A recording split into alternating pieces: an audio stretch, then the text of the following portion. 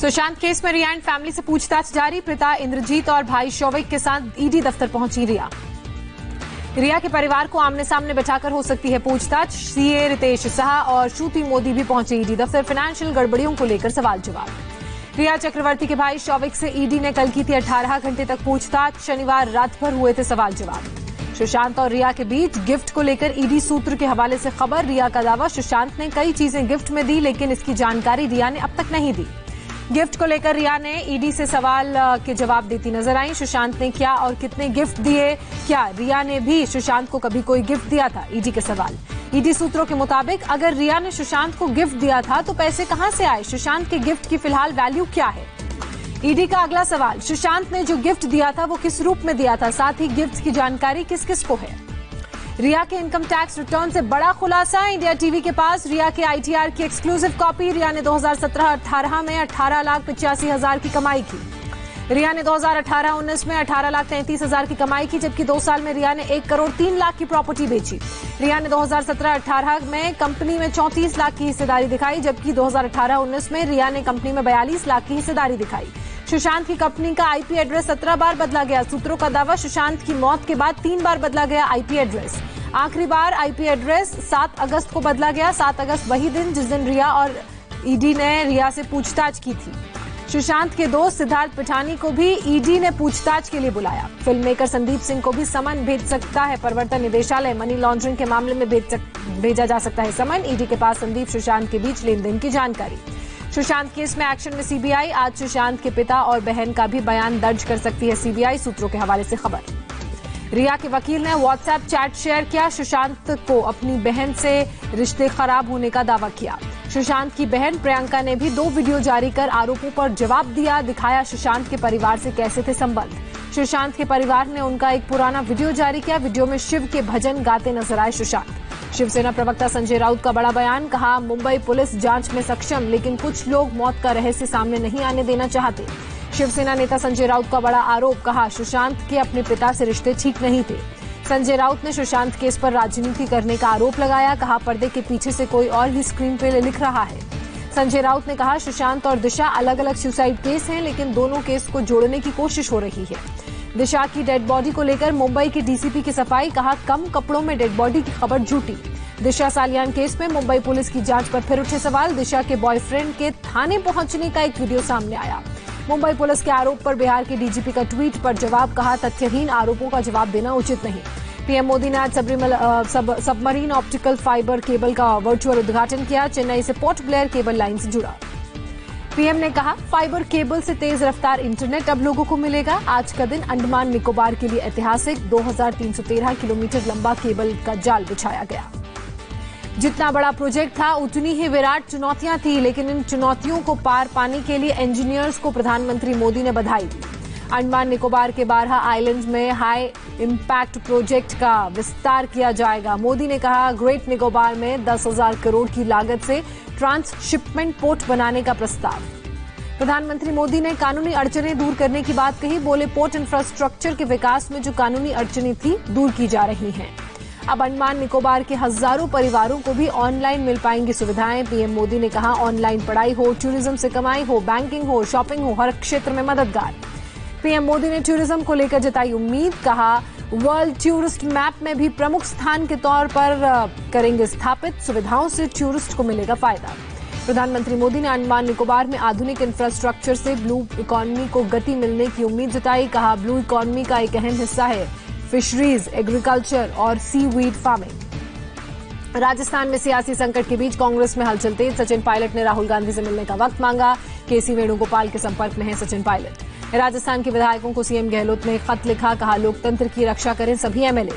महाराष्ट्र सरकार के मंत्री नवाब मलिक का बड़ा बयान। कहा, कुछ लोग 12 एनसीपी विधायकों के बीजेपी में जाने की अफवाह फैला रहे हैं। मलिक ने खबरों को बताया बेबुनियाद। नवाब मलिक का बड़ा दावा, चुनाव से पहले बीजेपी में गए विधायक एनसीपी में लौटने को तैयार। जल्द सार्वजनिक की जाएगी जानकारी। मणिपुर असेंबली में आज फ्लोर टेस्ट। बीजेपी और कांग्रेस विधायकों को व्हिप जारी। अभी पार्टी की अंतरिम अध्यक्ष बनी रहेंगी सोनिया गांधी। आज खत्म हो रहा है सोनिया गांधी का कार्यकाल। शशि थरूर ने फिर उठाई पूर्णकालिक अध्यक्ष की मांग। कहा, सोनिया गांधी से हमेशा के लिए भार संभालने की उम्मीद रखना अनुचित। सोनिया गांधी के कार्यकाल पर बोले अभिषेक मनु सिंघवी, कांग्रेस के संविधान के तहत प्रक्रिया तय, जल्द मिलेगा रिजल्ट। जम्मू कश्मीर के उपराज्यपाल मनोज सिन्हा ने पद संभालने के बाद राष्ट्रपति से की मुलाकात, दिल्ली में आकर शिष्टाचार भेंट की। सुप्रीम कोर्ट से प्रशांत भूषण को राहत नहीं, अवमानना मामले में 17 अगस्त को होगी सुनवाई। सुप्रीम कोर्ट के पूर्व 8 जजों को बताया था भ्रष्ट।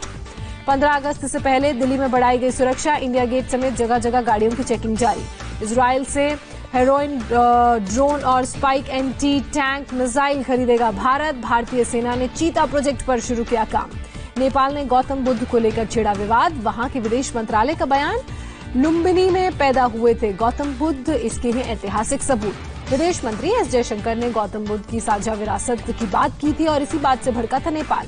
अयोध्या की तर्ज पर नेपाल में भी राम मंदिर की तैयारी, प्रधानमंत्री ओली ने दिया निर्देश। वॉशिंगटन डीसी के कैपिटल हिल में भारतीय अमेरिकी लोगों ने चीन के खिलाफ किया प्रदर्शन। वियतनामी, अमेरिकी और तिब्बती समुदाय के लोग भी प्रदर्शन में हुए शामिल, बोले हमारा कॉमन खतरा कम्युनिज्म है। इंडस वाटर कमीशन की मीटिंग का मामला, भारत ने पाकिस्तान को वर्चुअल मीटिंग करने को कहा। पुंछ जिले में पाकिस्तान ने सीजफायर का उल्लंघन किया, भारत की ओर से जवाबी कार्रवाई। जम्मू कश्मीर के पुंछ जिले में घुसपैठ की कोशिश नाकाम रही, सुरक्षा बल ने एक आतंकवादी को मार गिराया, 2 घायल। पुंछ के कृष्ण घाटी में हथियारों का जखीरा बरामद किया गया, 3 से 4 साल पुराने बताए जा रहे हैं हथियार। जम्मू कश्मीर में बीजेपी नेता अब्दुल हमीद नजर सुपुर्द खाक आतंकी हमले में हुए थे शिकार। देश में 24 घंटे में कोरोना के 62,000 से ज्यादा नए मामले आए, संक्रमितों की संख्या 22,15,000 के पार। एक दिन में देश में कोरोना से 1,007 लोगों ने दम तोड़ा, अभी तक 44,386 लोगों की मौत हुई। देश में एक दिन में 54,474 कोरोना मरीज ठीक हुए, एक्टिव केस की संख्या 6,34,945। देश में कोरोना संक्रमण से रिकवर हुए लोगों की संख्या 15 लाख तक पहुंची। स्वास्थ्य मंत्रालय के मुताबिक 10 राज्यों में हैं 80% कोरोना पॉजिटिव मामले। देश भर में एक दिन में हुआ रिकॉर्ड 4,77,000 कोविड का टेस्ट। आईसीएमआर ने कहा अब तक करीब 2.5 करोड़ लोगों की टेस्टिंग हुई। महाराष्ट्र में एक दिन में 12,248 नए मामले सामने आए, 390 लोगों की मौत हुई, टोटल केस की संख्या 5,15,000 के पार। मुंबई में कोरोना के फिर एक दिन में 1,066 नए मामले सामने आए, 24 घंटे में 48 मरीजों ने जान गंवाई। कोरोना संकट के बीच मुंबई में समाजवादी पार्टी के विधायक अबू आजमी ने मनाया बर्थडे, सोशल डिस्टेंसिंग की धज्जियां उड़ाई। पार्टी में शामिल होने वाले मेहमानों के चेहरे पर मास्क भी नजर नहीं आया। आज लीलावती अस्पताल से डिस्चार्ज हो सकते हैं अभिनेता संजय दत्त, शनिवार शाम को अस्पताल में हुए थे भर्ती। अहमदाबाद निगम की बड़ी कार्रवाई, कोरोना एसओपी के उल्लंघन पर 2 होटल सील। दिल्ली में एक दिन में 1,300 नए पॉजिटिव केस सामने आए, 13 लोगों की मौत की खबर, अब तक 1,45,000 से ज्यादा मामले। दिल्ली पुलिस के 350 जवान क्वारंटीन पर भेजे गए, 15 अगस्त को गार्ड ऑफ ऑनर में हिस्सा लेंगे। दिल्ली के सदर बाजार में उड़ी सोशल डिस्टेंसिंग की धज्जियां, प्रतिबंध के बावजूद रविवार को साप्ताहिक बाजार खुला रहा। यूपी में एक दिन में 4,571 नए कोरोना के मामले सामने आए, 41 मरीजों की मौत हुई। यूपी में बढ़ते कोरोना संक्रमण के बीच एक्शन में सीएम योगी आदित्यनाथ, कोविड-19 टीम के साथ की बैठक, अधिकारियों को जरूरी दिशा निर्देश दिए। मध्य प्रदेश में फिर 868 लोग कोरोना पॉजिटिव, राज्य में 39,000 लोग संक्रमित, अब तक 996 लोगों ने जान गंवाई। मध्य प्रदेश में मंत्री विश्वास सारंग को हुआ कोरोना, संपर्क में आए लोगों को टेस्ट कराने के लिए कहा। मध्य प्रदेश के राजगढ़ में जिला अस्पताल से भागा कोरोना का मरीज, 1 घंटे की कड़ी मशक्कत के बाद पकड़ा गया, सड़क पर हंगामा भी मचाया। बिहार में कोरोना बेकाबू, फिर 3,934 लोगों की जांच रिपोर्ट आई पॉजिटिव, 24 घंटे में 10 लोगों की मौत। पश्चिम बंगाल में 2,939 नए मामले सामने आए, एक दिन में 54 मरीजों की मौत। उड़ीसा में 24 घंटे में कोरोना के 1,528 नए मामले, 14 मरीजों की मौत हुई, 1,443 मरीजों ने कोरोना को मात दी।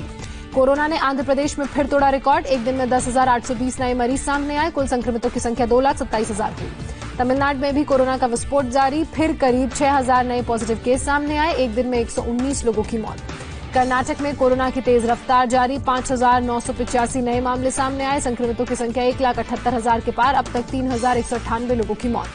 कर्नाटक के स्वास्थ्य मंत्री बी श्रीरामुलु को हुआ कोरोना, पिछले हफ्ते सीएम येदियुरप्पा भी पाए गए थे कोरोना पॉजिटिव। तेलंगाना में एक दिन में 1,256 नए मामले सामने आए, 10 लोगों की मौत हुई, अब तक राज्य में 637 लोगों ने जान गंवाई। तमिलनाडु में अनलॉक 3 में आज से फिर खुले जिम, सुबह से जिम में नजर आए लोग। एशियन पावर फाइटिंग की चैंपियन ने राज्य सरकार के फैसले का स्वागत किया। तमिलनाडु के तूतीकोरिन कस्टोडियल डेथ केस में गिरफ्तार सब इंस्पेक्टर की कोरोना से मौत हुई, मदुरई सेंट्रल जेल में थे बंद, मामले में 10 आरोपी पुलिस वाले किए गए थे गिरफ्तार। वंदे भारत मिशन के तहत सिडनी में फंसे भारतीयों को लेकर दिल्ली के लिए रवाना हुआ स्पेशल विमान, सिडनी एयरपोर्ट पर की गई थर्मल स्क्रीनिंग। मिशन के तहत अब तक 10 लाख के करीब भारतीय लौटे। दुनिया भर में करीब 2 करोड़ लोग कोरोना से संक्रमित पाए गए। अब तक 7,32,000 से ज्यादा लोग हुए वायरस के शिकार। अमेरिका में फिर 40,000 लोग पाए गए कोरोना पॉजिटिव। संक्रमितों की संख्या 51,92,000 से ज्यादा हुई। अब तक 1,65,000 लोगों ने अपनी जान भी गंवाई। ब्राजील में कोरोना के कुल 30,12,412 मामले, 1 लाख से ज्यादा लोगों ने जान गंवाई।